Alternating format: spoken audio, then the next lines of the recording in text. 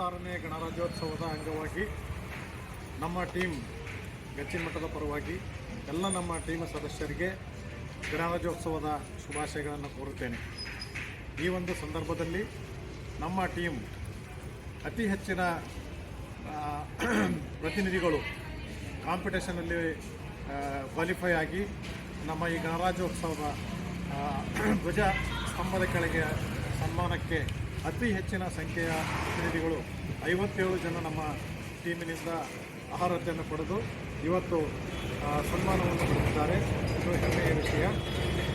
ಪ್ರತಿ ವರ್ಷ ನಮ್ಮ ಟೀಮು ಗಣರಾಜ್ಯೋತ್ಸವ ಮತ್ತು ಸ್ವಾತಂತ್ರ್ಯೋತ್ಸವ ದಿನದಂದು ಹೆಚ್ಚಿನ ಪ್ರತಿನಿಧಿಗಳು ಅರ್ಹತೆಯನ್ನು ಪಡೆದು ನಮ್ಮ ಟೀಮನ್ನು ನಂಬರ್ 1 ಸ್ಥಾನದಲ್ಲಿ ಇರಿಸಿಕೊಂಡು ಬರ್ತಾ ಇದ್ದಾರೆ. ಸೊ ಅದಕ್ಕೆ ನಾವು ತಮ್ಮೆಲ್ಲರಿಗೂ ಅಭಿನಂದನೆಗಳು ಮತ್ತು ಧನ್ಯವಾದಗಳನ್ನು ಅರ್ಪಿಸ್ತೇನೆ.